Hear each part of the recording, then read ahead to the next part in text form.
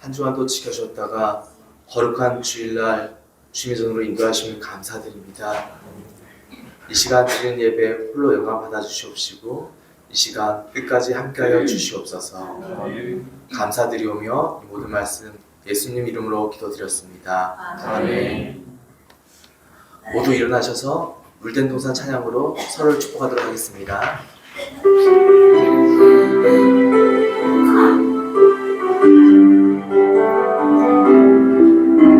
주님 너를 항상 인도하시니 내가 일간에서도 너를 만족시키니 너는 그대 벗어나겠고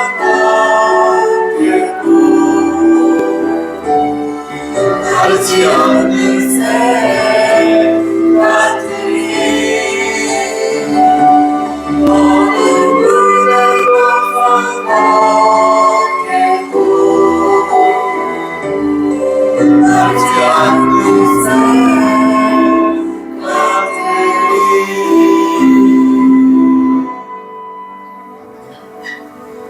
이 시간 사도신경으로 신앙 고백하도록 하겠습니다. 전능하사 천지를 만드신 하나님 아버지를 내가 믿사오며 그 아들 우리 주 예수 그리스도를 믿사오니 이는 성령으로 잉태하사 동정녀 마리아에게 나시고 본디오 빌라도에게 고난을 받으사 십자가에 못 박혀 죽으시고 장사한 지 사흘 만에 죽은 자 가운데서 다시 살아나시며 하늘에 오르사 전능하신 하나님 우편에 앉아 계시다가 저리로서 산 자와 죽은 자를 심판하러 오시니라. 성령을 믿사오며 거룩한 공회와 성도가 서로 교통하는 것과 죄를 사하여 주시는 것과 몸이 다시 사는 것과 영원히 사는 것을 믿사옵나이다. 아멘.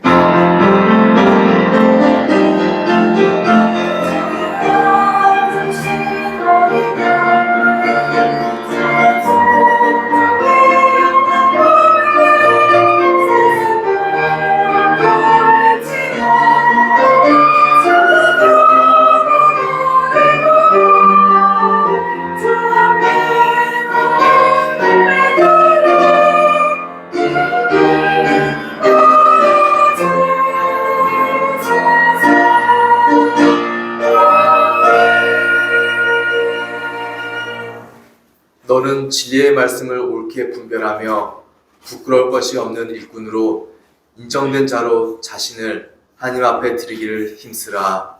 아멘. 이 시간 찬송가 70장 드리도록 하겠습니다. 찬송가 70장입니다.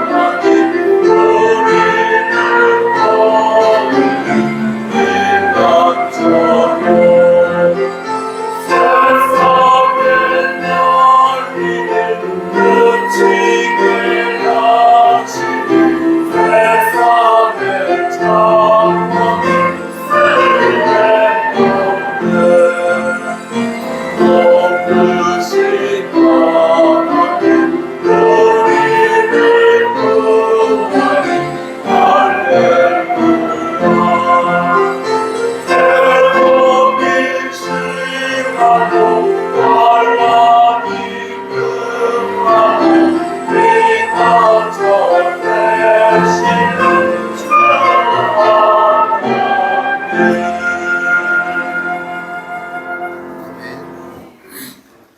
성시교독은 찬송가 뒤에 있는 93번입니다. 찬송가 뒤에 있는 성시교독 93번입니다.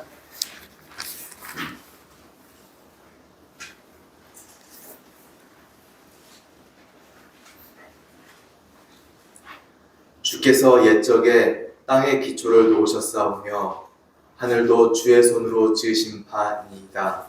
천지는 없어지려니와 주는 영존하시겠고 그것들은 다 옷같이 낡으리니 물복같이 바꾸시면 바뀌려니와 주는 하늘 같으시고 주의 열매는 무궁하리이다. 너희는 이전 일을 기억하지 말며 옛날 일을 생각하지 말라. 보라 내가 새 일을 하리니 이제 나타날 것이다.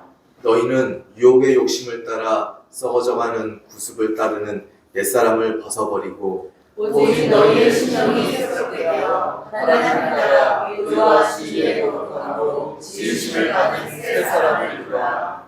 그런즉 누구든지 그리스도 안에 있으면 새로운 피조물이라. 이전 것은 지나갔으니 보라 새 것이 되었도다. 새 계명을 너희에게 주노니 서로 사랑하라. 내가 너희를 사랑한 것 같이 너희도 서로 사랑하라. 아멘.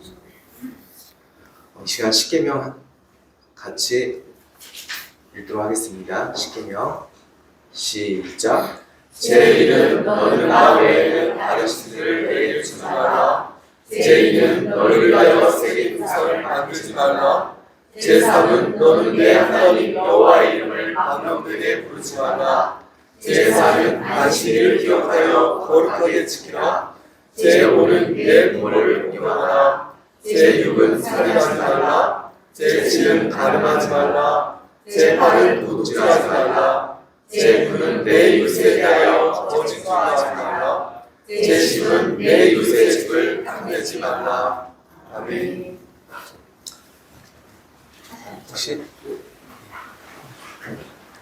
혹시 자원 찬송 있으십니까? 없으시면 이 시간 김원 지사님께서 대표 기도해 주시겠습니다.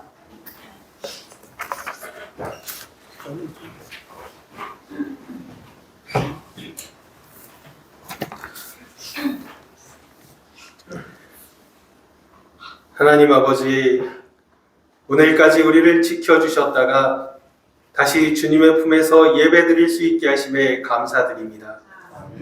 매일 죄의 유혹에 시달리며 시시각각 알고 모르는 죄들을 지어 주님의 성전인 몸과 마음을 더럽히는 저희를 용서하시고 회개하는 가운데 깨끗이 용서하여 주시옵소서. 매번 죄에 빠지고 은혜 잊기를 반복하는 저희이지만 오직 예수 보혈을 의지하여 살아가오니 주여 두 손 꼭 잡아주시고 저희로 놓지 말게 하여 주시옵소서. 말씀을 사모하며 자리에 모인 지체마다 축복하시고 오직 바른 말씀을 대언하시는 목사님 세우셔서 말씀으로 이기고 말씀으로 의롭다함을 받아 마지막 날에 구원에 이르게 하여 주실 것을 믿습니다. 오늘 말씀으로 부활의 열정과 희망을 얻게 하시고 뒤돌아보지 않고 하나님의 때를 바라며 의의 길로 다름박질하는 자들 다 되게 하여 주시옵소서. 이 모든 말씀 우리 주 예수 그리스도의 이름으로 기도드리옵나이다. 아멘.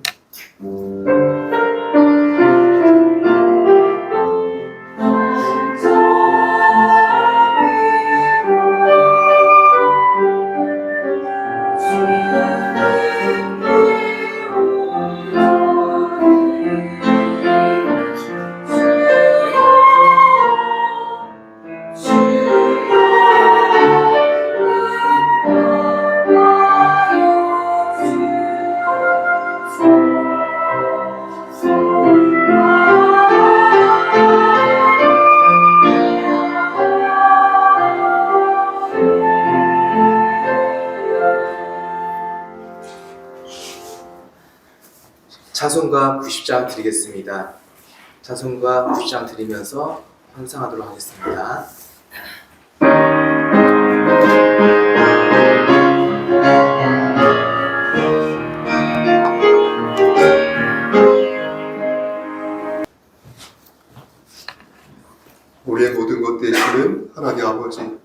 시간 충성하는 마음으로 하나님을 사랑하는 마음으로 예물 바칩니다. 하나님, 이 예물 위에 함께 하시사 오병이어의 기적을 일으켜 주시고 이 예물을 통하여서 하나님 나라가 확장되어지는 놀라운 역사 일으켜 주시옵소서. 바친 손길에 함께 하시사 저들의 곳간에 쌀이 떨어지지 아니하도록 하시고 저들이 이 세상 살아갈 때에 머리가 될진데 꼬리가 되지 아니하도록 저들의 삶을 끝까지 주장하여 주시옵소서. 손이 비어서 바치지 못한 손길이 있다 하더라도 아버지 하나님께서 한결같은 은혜를 내려주시사 저들도 영혼의 강건함을 하나님 지켜주시고 저들이 서 있는 그 자리에서 예수 그리스도의 향기가 발하여지는 삶을 살 수 있도록 은총 베풀어 주시옵소서. 이 시간 간절히 바라고 하는 것은 우리 김원 집사님 그리고 김목연 집사님 그리고 세연을 위해 기도합니다. 하나님께서 말씀 안에서 이 가정을 세워주셨사오니 하나님 말씀 안에서 본이 되는 삶 될 수 있도록 하시고 특히 우리 김원 집사님 함께 하시고 인도하시서 영육의 강건함을 지켜주시고 안수 집사로서의 사명을 반듯하게 그리고 겸손하게 잘 수행해 나갈 수 있도록 은총 베풀어 주시옵소서. 헌상연으로 수고한 우리 장경 집사님과 원성빈 형제에게도 함께 하시사 복에 복을 더하여 주시옵소서. 하나님 이 시간 간절히 바라고라는 것은 진리 되시는 우리 주 예수 그리스도께서 우리와 늘 함께 하심을 우리가 믿고 의지하오니 하나님 우리 성석교회 공동체가 진리를 살찐데 진리를 팔지 아니하도록 하시고 예수 중심의 신앙생활을 할 수 있도록 하시며 여러 가지 진영 논리와 세상의 학문과 개인의 경험과 지식에 입각하여 그 중심대로 사는 것이 아니라 하나님 말씀 중심대로 살아가는 자들 될 수 있도록 이 교회 공동체 위에 역사하여 주시옵소서. 이 나라와 민족에게도 함께 하시고 위정자들에게도 함께 하시고 역사하심으로 인하여 우리나라가 우상의 공화국이 아니라 믿음의 공화국으로 거듭날 수 있도록 은총 베풀어 주시옵소서.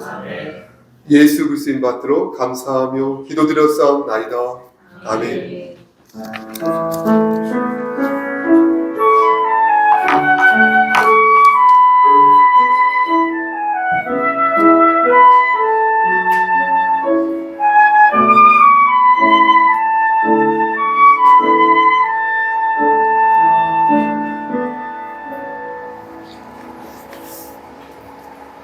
오늘 성경 말씀은 사도행전 9장 15절에서 19절 말씀입니다. 주께서 이르시되 가라, 이 사람은 내 이름을 이방인과 임금들과 이스라엘 자손들에게 전하기 위하여 택한 나의 그릇이라. 그가 내 이름을 위하여 얼마나 고난을 받아야 할 것을 내가 그에게 보이리라 하시니, 아나니아가 떠나 그 집에 들어가서 그에게 안수하여 이르되, 형제 사울아, 주 곧 내가 오는 길에서 나타나셨던 예수께서 나를 보내어 너로 다시 보게 하시고 성령으로 충만하게 하신다 하니, 즉시 사울의 눈에서 비늘 같은 것이 벗어져 다시 보게 된지라. 일어나 세례를 받고 음식을 먹음에 강건하여지니라. 아멘. 이 시간 하기오스의 성가대 찬양이 있겠습니다.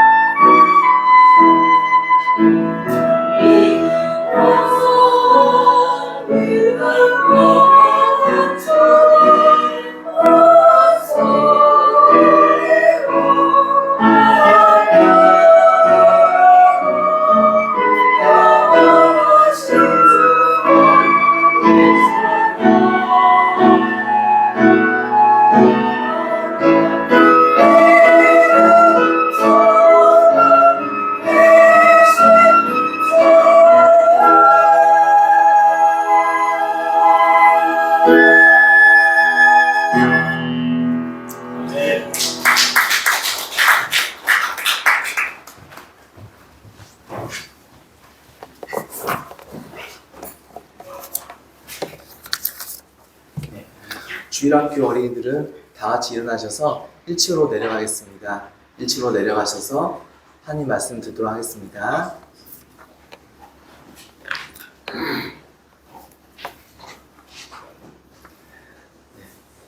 이 시간 목사님께서 하나님의 역사하심이란 제목으로 설교해 주실 때 큰 은혜 받으시기 바랍니다. 아멘. 고맙습니다. 하나님, 이 시간 하나님 말씀을 배워나고자 합니다. 많이 부족하지만 하나님 말씀 중심의 말씀을 잘 전할 수 있도록 도와주시옵소서. 독감이 심하여 우리 지체들 여럿이 몸이 많이 안 좋은 가운데 있습니다. 하나님께서 함께 하셔서 저들의 강건함을 허락하여 주시옵소서. 예수 그리스도의 받들어 감사하며 기도드렸사옵나이다. 아멘. 아시다시피 저는 지난 주일 회중 예배 때 서생적 문제 의식과 상인의 현실 감각을 언급하면서 우리 기독교인이 가지고 있어야 할 문제 의식은 하나님의 말씀에서부터 시작된다. 그러니 그리스도인이 정확한 현실 감각을 가지려면 하나님 말씀으로 돌아가야 한다. 이렇게 말씀을 전한 바 있습니다. 하나님의 말씀은 애매모호하지 않고 명료하시니 하나님이 하라는 것을 하고 하나님이 하지 말라고 하는 것, 하지 않으면 되는 것입니다. 그러면 우리는 올바른 문제의식과 현실 감각을 지닐 수 있다. 이렇게 말씀을 전하였습니다.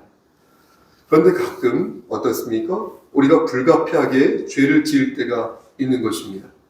극단적인 예를 들어보겠습니다. 10계명 중에 살인하지 말라는 계명이 있죠. 그런데 어쩌다 보니 그만 사람을 죽이고 만 것입니다. 극단적인 예를 든 것입니다. 보통 두 가지 경우인데 하나는 정당방위를 하다가 그를 죽이는 경우이고 또 하나는 과실치사로 그를 죽이는 경우입니다. 그런데 두 가지 경우 다 처벌이 다르다는 것입니다. 정당방위가 인정되면 일정 부분 처벌을 받지 않지만 과실치사는 어떻습니까? 처벌을 받는다는 것입니다. 판례를 들어 설명하면 자신의 집에 침입한 강도를 방어하기 위해서 칼로 상대방을 어떻게 이렇게 찔렀을 경우에 법원은 피고인의 행위를 정당방위로 인정하여 위법한 공격에 대한 즉각적 반응으로서 피고인이 자신의 생명을 보호하기 위해서 최소한의 힘을 사용한 것으로 보아 법적 처벌을 이때는 내리지 않는다고 합니다. 하지만 과실치사는 아무리 의도가 없는 상태에서 실수로 그랬다 해도 대부분 처벌을 받습니다. 가령 신호를 무시하고 교차로를 지나가다가 보행자를 치어서 사망에 이르게 하였을 때 피고인은 자신이 술을 마셔서 아무것도 기억이 나지 않고 아무것도 내가 그를 죽일 의도가 없었다고 말하여도 판사는 그 결과에 주목하여서 형사처벌을 내리는 것입니다. 그럼 묻게 되는 것입니다. 왜 법은 이다지도 다르게 집행되는 것일까요? 정당방위도 의도가 없었고 과실치사도 의도가 없었는데 왜 정당방위는 처벌하지 않고 왜 과실치사만 처벌하는 것일까요? 여러 가지로 설명할 수 있겠지만 결정적인 차이는 누구로부터 이 일이 시작되었는지 그것을 묻는 것입니다. 그것에 따라 달라질 수 있는 것입니다. 음주운전은 나의 잘못으로 인해 일어난 사건이지만 내 집에 몰래 들어온 강도 사건은 그 강도가 내 집에 들어오지 않았다면 일어나지 않았을 사건인 것입니다. 다시 말씀드려서 똑같이 사람을 죽였어도 그 일을 촉발한 자가 누구냐에 따라서 법적 처벌이 달라질 수 있다는 것입니다. 이제부터 이런 논리를 가지고 성경에 나오는 여러 죄를 분석해서 설명해 보겠습니다. 제일 먼저 생각나는 죄가 무엇입니까, 여러분? 아마도 아담과 하와의 범죄일 것입니다. 창세기 3장에 나오는 그들의 범죄일 것입니다. 그들은 하나님께서 금지한 선악과를 먹음으로써 인류 최초로 죄를 짓고 말았습니다. 그로 인하여서 인류에게 죄의 죽음이 들어왔고 죄와 죽음이 들어왔고 이것이 원죄가 되어 그 원죄는 지금도 저와 여러분들을 괴롭히고 있습니다. 그렇다면 이들은 의도적으로 죄를 지은 것일까요? 아니면 어쩌다 보니 무지해서 죄를 지은 것일까요? 이들이 저지른 죄는 분명 의도를 가지고 지은 죄였습니다. 그리고 본인이 시작한 죄였습니다. 그러니까 자신의 목숨을 지키기 위해서 정당방위를 한 것도 아니고 또 만취한 상태에서 무목적성으로 지은 죄가 아니라는 것입니다. 여자는 자신의 죄를 계획했고요. 하나님처럼 눈이 밝아지겠다는 분명한 목적의식을 가지고 거침없이 범죄를 저지른 것입니다. 이는 남자도 마찬가지입니다. 아담도 마찬가지였어요. 가인이 아벨을 죽일 때도 분명한 의도가 있었습니까? 없었습니까? 의도가 있었습니다. 이스라엘 백성들이 하나님의 명령을 어기고 금송아지 앞에서 막 시온을 했을 때에도 분명한 의도가 있었고요. 사울이 다윗을 죽이려 할 때도 분명한 의도가 있었고요. 다윗이 밧세바를 범할 때도 분명한 의도가 있었습니다. 사람들이 가늠한 여인을 돌로 치료할 때도 분명한 의도가 있었고요. 예수 그리스도를 은 30에 판 가룟유다도 분명한 의도를 가지고 죄를 지었습니다. 사도 중에 사도라고 말할 수 있는 바울도 회심하기 전에는 분명한 의도를 가지고 교회를 핍박하고 스데반에게 돌을 던진 사람들의 옷들을 맡아 주관하였습니다. 그럼 의도하지 않은 상태에서 죄를 지은 경우도 있을까요? 말씀 중에 다시요. 의도하지 않은 상태에서 본의 아니게 죄를 지은 그런 사례도 있을까요? 민수기 20장 7절에서 12절 말씀을 보면 그렇게 지은 죄가 보입니다. 저는 그 죄를 가칭 혈기왕성한 죄다 이렇게 말하는데요. 내용은 이렇습니다. 사람들이 마실 물이 없다면서 모세와 아론을 막 원망을 합니다. 그러자 하나님께서 바위에서 물이 나게 하심으로써 저들의 갈증을 해소시켜 줍니다. 근데 그 과정에서 심하게 스트레스를 받은 모세가 홧김에 성질을 부리는데 지팡이로 반석을 2번이나 내려친 것입니다. 이는 본의 아니게 자신의 혈기를 드러냄으로써 하나님의 영광을 가린 것이니 왜 모세가 그렇게 하였는지는 여러 각도에서 해석이 가능할 것입니다. 아마도 크게 2가지 차원에서 그 이유를 설명할 수 있다고 보아집니다. 하나는 보십시오. 하나님의 명령을 받고 그것을 준행하는 가운데 모세가 교만해져서 그런 것이고요. 또 하나는 이스라엘 백성들의 반복적인 그 원망과 또 그것을 관리하시는 하나님의 섭리에 대해서 본인이 심사가 뒤틀려서 혈기를 부린 것이다. 이렇게 볼 수 있겠습니다. 어쨌든 모세는 하나님의 영광을 고려하지 못하였으니까 죄를 지은 것입니다. 그러면 모세의 이런 모습이 의도하여 지은 죄일까요? 예? 아마도 그렇게 볼 수는 없을 것입니다. 모세는 본의 아니게 혈기를 부린 것이지 어떤 사특한 목적과 불신앙으로 그러한 죄를 지은 것은 아니었습니다. 그러면 모세는 자신의 목숨을 지키기 위해서 불가피하게 그러한 죄를 지은 것입니까? 그것도 아닙니다. 그는 그러한 행동을 하면 안 되는 것이었습니다. 그러므로 모세가 정당방위 차원에서 불가피하게 죄를 지었다고도 볼 수 없을 것입니다. 그러면 성경 말씀 중에 정말로 몰라서 지은 죄가 혹시 있을까요? 그러니까 의도를 가지고 지은 죄가 아니라 뭘 잘못 알거나 아니면 무지해서 죄를 범한 경우는 없을까요? 사무엘하 24장 말씀을 보면 다윗 왕이 이스라엘과 유다의 인구를 조사하는 대목이 나옵니다. 하나님께서는 인구 조사를 원하지 않으셨는데 다윗은 그것을 인식하지 못하고 인구 조사를 한 것입니다. 그 결과로 어떻게 됩니까? 큰 재앙이 임하게 되는데 중요한 것은 하나님께서 다윗이 잘못을 인정하자 그를 용서해 주셨다는 겁니다. 그러니까 실수로 죄를 지었을 경우에, 여러분 잘 들으셔야 돼요. 실수로 죄를 지었을 경우에 하나님께서는 그의 연약함을 보시고 그에게 회개할 수 있는 기회를 주신다는 것입니다. 자신의 행동이 죄가 될 것이라는 인식을 하지 못한 상태에서 죄를 지은 것을 보시고 그에게 긍휼함을 베푸사 그가 다시 일어날 수 있도록 돕는다는 것입니다. 저는 오늘 본문 있죠? 오늘 본문도 이러한 맥락 안에서 생각할 수 있다고 생각합니다. 바울은 예수님을 만나기 전에 예수님을 믿는 사람들을 어떻게 했습니까? 핍박했습니다. 자신의 행동이 하나님을 위한 옳은 행동이라고 생각하였습니다. 그리고 그 어떤 행동보다도 정의롭고 그 어떤 행동보다도 고결하다고 생각했습니다. 누가요? 사울, 그 사람, 본인이 생각할 때. 그래서 예수 믿는 자들을 처단할 때마다 일말의 죄책감도 갖지 않았던 것이며 오히려 그것을 호기로우며 정의로운 일이라고 사울은 생각했습니다. 여러분 생각해 보십시오. 앞에서 잠깐 언급한 말씀인데 사도행전 7장 58절 말씀을 보면 사람들이요 스데반을 향해서 돌을 던지거든요. 돌멩이를 막 던지는데 그때 사울이 한 행동은 무엇이었냐면요. 저들의 옷을 맡아서 자신의 발 아래 두는 것이었습니다. 그들의 옷을 자신이 맡아두었다는 것은 적극적으로 스데반의 처형에 이 사울이 가담하였다는 것을 반증하는 것입니다. 여러분 생각해 보십시오. 조직폭력배로 예를 들면 조직폭력배들이 머릿속에 그림을 그려보세요.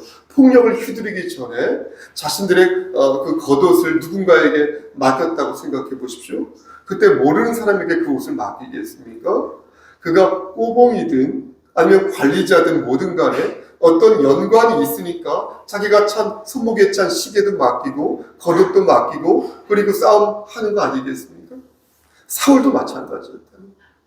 사람들이 사울에게 옷을 맡겼다는 것은 이 일에 사울도 깊이 관여하였다는 것을 보여주는 것입니다. 더욱이요, 사울은 꼬봉이 아니라 당시 옷을 맡는 일들은 아랫사람들이 맡는 것이 아니라 윗사람들이 옷을 맡는 것이었거든요. 그러니까 사건의 주도권을 가지고 스데반을 죽이는데 사울이 앞장섰다는 것입니다. 성경에는 자세히 기록되어 있지 않지만 사울은 회심 후에도 분명히 추측컨대 자신이 스데반을 죽인 것에 대한 트라우마나 어떤 죄책감을 가지고 있었을 것입니다. 돌에 맞아 죽어가는 스데반의 마지막 모습을 사울은 기억하고 있었을 것입니다. 그리고 그 중심에 자신이 서 있었다는 사실을 평생 부끄럽게 생각했을 것입니다. 이런 사울을 그런데 예수님께서 부르신 것이고 아나니아의 입을 통하여서 그의 소명이 극적으로 선포되어진 것입니다. 여러분 그 말씀이 어디에 있습니까? 아나니아의 입을 통하여서 사울의 소명이 선포된 말씀이 어디에 있습니까? 바로 15절 말씀이 그 말씀인 것입니다. 우리 함께 15절 말씀을 한 번 더 한 목소리로 합독하겠습니다. 준비되셨습니까? 15절 이 말씀을 읽으면서 예수님께서 아나니아의 입술을 통하여서 사울의 소명이 뭐라고 말씀하셨는지를 찾아보겠습니다. 15절 시작. 주께서 이르시되 가라 이 사람은 내 이름을 이방인과 임금들과 이스라엘 자손들에게 전하기 위하여 택한 나의 그릇이다. 아멘. 여러분 뭐라고 말씀하십니까? 사울이 어떤 사람이 될 거라고 말씀하십니까? 당신의 이름을 예수 그리스도 그 이름을 이방인들과 임금들과 이스라엘 자손들에게 전하는 그 그릇이 될 거라고 말씀하십니다. 그렇죠? 예수님께서는 제일 먼저 이방인들을 말씀하셨어요. 이제 사울은 이제 사도 바울이 되어서 이방인들에게 복음을 전하는 사람이 될 것이다. 지금까지는 나를 핍박하고 나를 믿는 자들을 죽여 없앴지만 이제 내가 그를 택하여 나의 그릇을 삼을 것이니 이제 그런 이방인들을 섬기는 이방인들에게 복음을 전하는 참다운 사도가 될 것이다. 이렇게 말씀하십니다. 그리고 임금들에게 복음을 전할 것이다. 이렇게 말씀하십니다. 임금들이란 누굴 얘기하는 것입니까? 이 세상의 권력자들, 이 세상의 권세자들을 말하는 것이니 실제 아그리파 왕에게도 전했죠. 또 가이사에게도 복음을 전했지 않습니까? 실제 실행한 것입니다. 바울. 마지막으로 이스라엘 자손들에게도 복음을 전할 것이라 하였는데 사울은 실제 자기 민족에 대한 깊은 애착심을 가지고 있었고 그리고 회심 후에도 그런 애착심, 그런 애정을 가지고 끊임없이 이스라엘 백성들에게 어떻게 했습니까? 복음을 전한 것을 볼 수 있습니다. 그러면서 예수님께서는 16절에서 말씀하시기를 사울이 복음을 전하는 과정에서 숱한 고난을 겪게 될 것이다 라고 말씀하셨는데 이는 예수 그리스도의 도를 따르는 자라면 누구나 겪게 될 의로운 고난이라는 거예요. 아나니아는 예수님의 지시를 사울에게 전하고 난 뒤에 그를 뭐라고 불렀죠? 그쵸, 형제라고 불렀습니다. 권사님, 형제라고 불렀어요. 그 전까지 사울을 무척 싫어했거든요. 아나니아가 형제라고 불렀어요. 이전까지는 사울을 적대적으로 대하였으나 사울의 모든 악한 과거가 용서되고 그에게 소명이 내려지는 것을 보고 이제 사울을 형제로 받아들인 것입니다. 그리고 그에게 어떻게 했어요? 안수하니 사울의 눈이 떠지고 비로소 사울은 성령이 충만한 자가 되었다는 거예요. 말씀 마치겠습니다. 칸트 아시죠? 칸트는 인간이 경험하는 감각적 인식을 오성이라고 말하였습니다. 인간은 오성을 통해 경험을 획득하고 그 경험을 이성적으로 판단한다는 것입니다. 다시 말씀드려서 우리가 경험하는 그 능력은 오성이고 우리가 판단하는 그 능력은 이성이라는 것입니다. 그런데 우리는 이러한 능력을 하나님께서 주셨다고 믿습니다. 하지만 동시에 우리의 죄로 인하여 이러한 능력이 상당 부분 훼손되었음을 또한 알고 있습니다. 여러분 그런데 아십니까? 그런데 우스운 것은요, 우리는 내 생각이 틀린 적이 없다라고 생각한다는 거예요.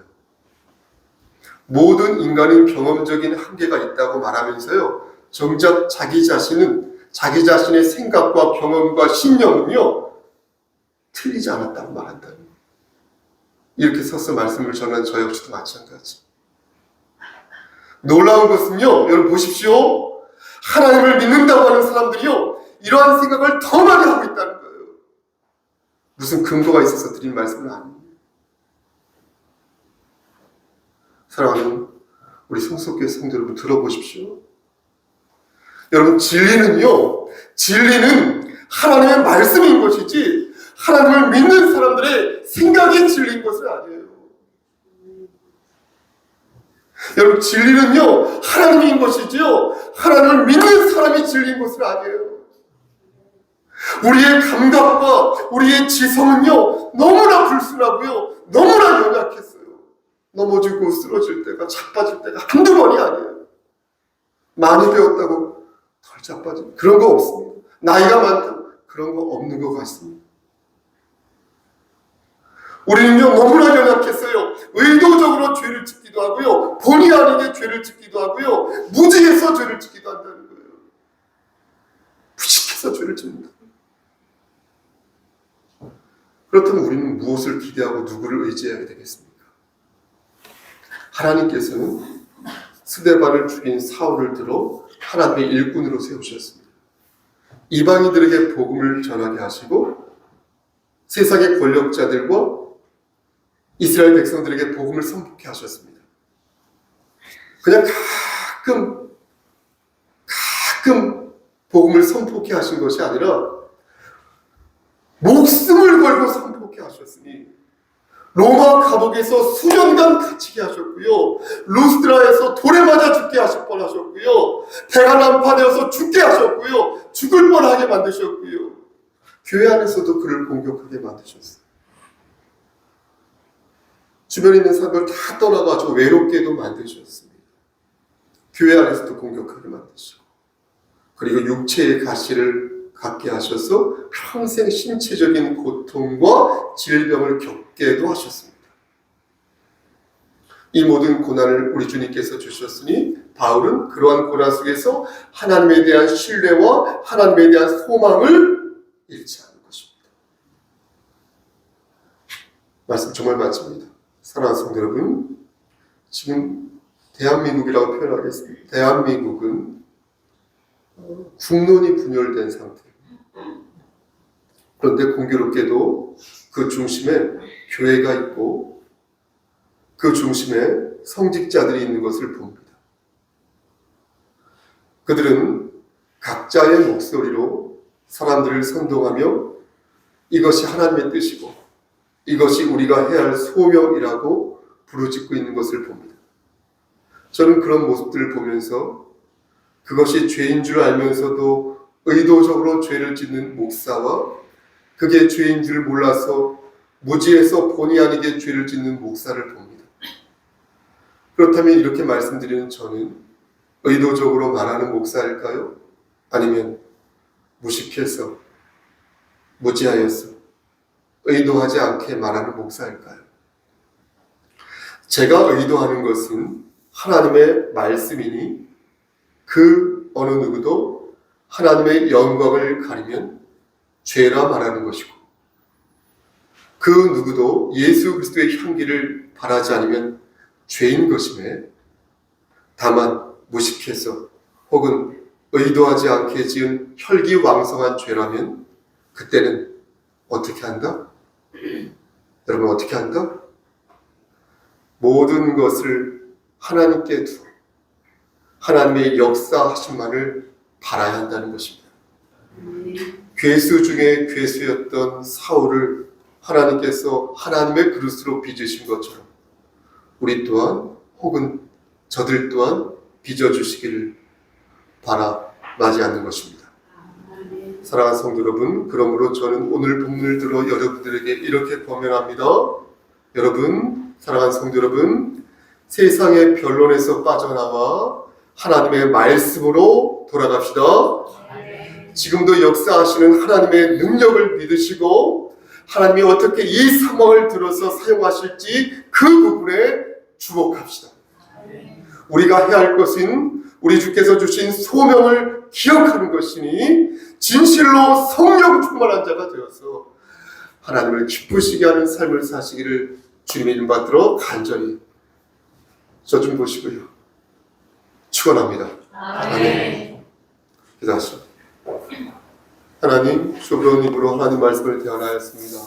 하나님 말씀만 기억나여서 성령 충만한 자 되어서 하나님을 기쁘시게 하는 삶을 살다가 때를 정한 그때에 하나님 만날 수 있도록 도와주시옵소서. 예수 그리스도의 이름으로 감사하며 기도드렸사옵나이다. 아멘.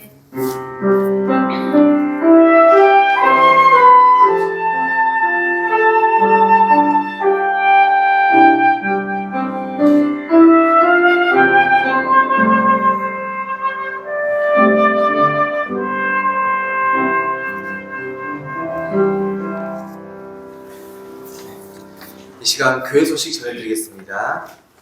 주보 뒤에 내용 함께 보도록 하겠습니다.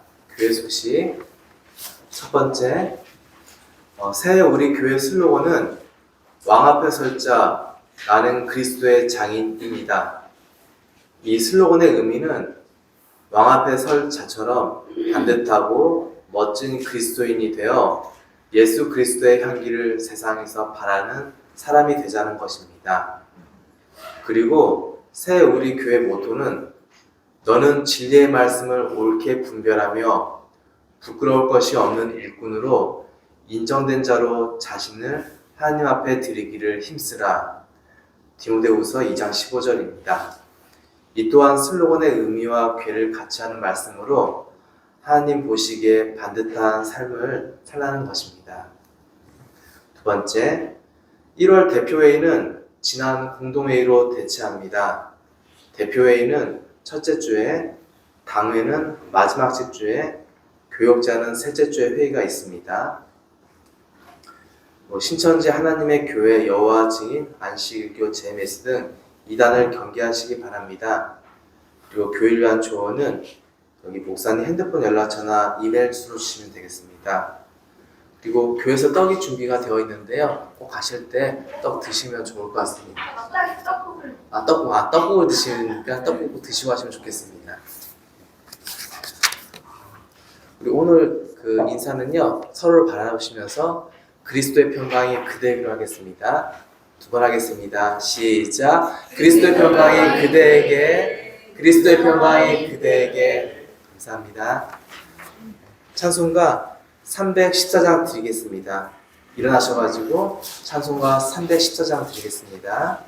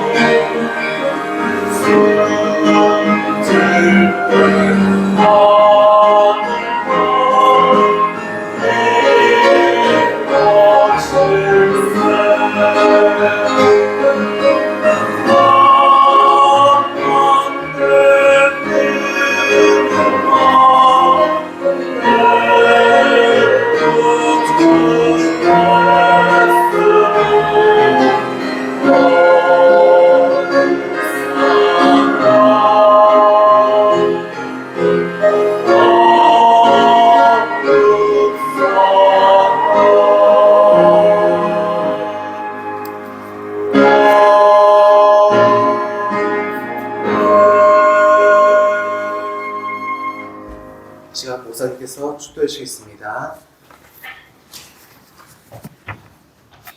이제는 우리를 죄에서 구속하여 주신 우리 구주 예수 그리스도의 은혜와 아버지 하나님의 만극하신 그 사랑하심과 성령 하나님의 교통하시고 인도하시는 모든 역사하심이 첫째도 둘째도 셋째도 끝까지 예수 안에서 진리를 소화하고 진리를 선포하여 하나님을 기쁘시게 하는 삶을 살기를 소원하는 여기 모인 성도와 그들의 가정과 이 재단과 이 나라 위에 하나님의 사랑하심이 세세토록 함께 계실지어다.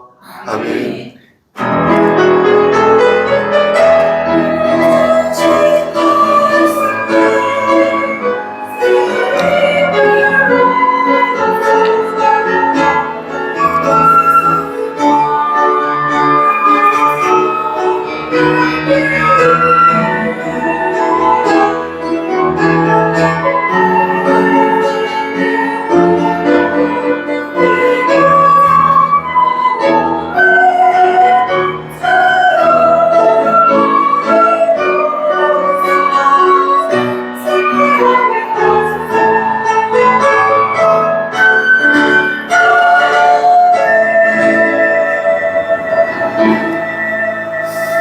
말씀 안에서 승리하십시오.